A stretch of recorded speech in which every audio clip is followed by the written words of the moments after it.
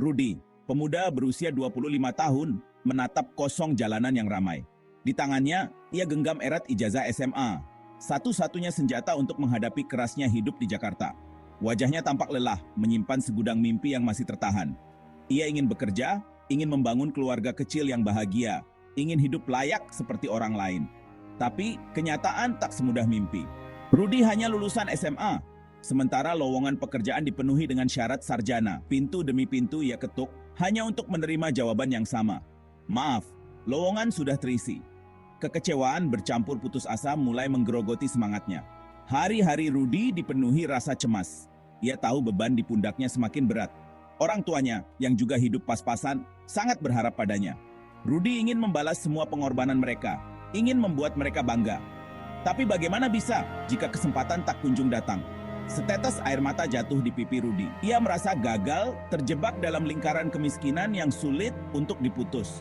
Apakah ijazah SMA-nya tak berarti apa-apa di tengah hiruk pikuk kota besar ini? Apakah mimpinya hanya akan tinggal sebagai angan-angan belaka?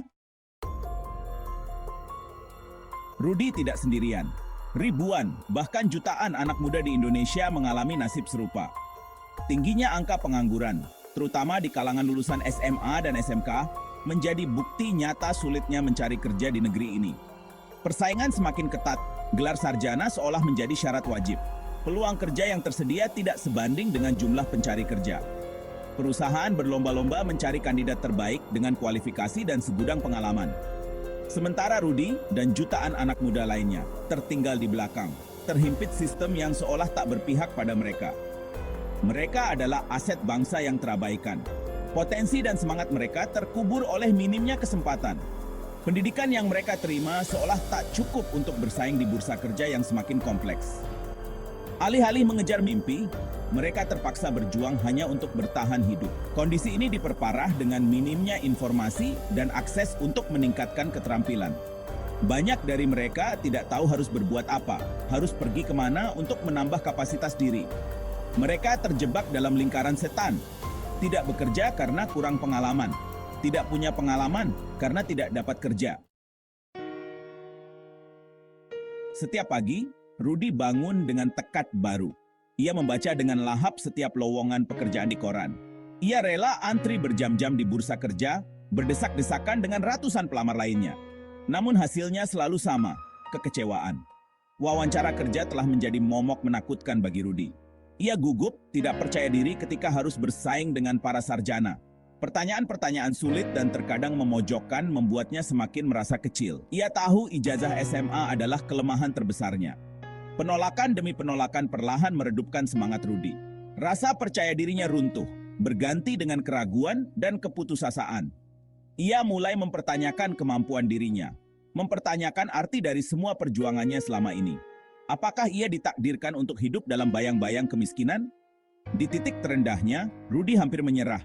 Ia lelah dengan semua usaha yang tak kunjung membuahkan hasil. Ia lelah dengan tatapan iba dari orang-orang di sekitarnya. Ia hanya ingin bekerja, ingin membiayai hidupnya sendiri, dan ingin membahagiakan orang tuanya. Apakah itu terlalu sulit untuk diraih? Bagi Rudi, susahnya mencari kerja bukan hanya tentang uang. Ini tentang harga diri, tentang mimpi yang terancam padam, tentang masa depan yang tak pasti. Tekanan batin yang ia rasakan setiap hari perlahan menggerus semangatnya.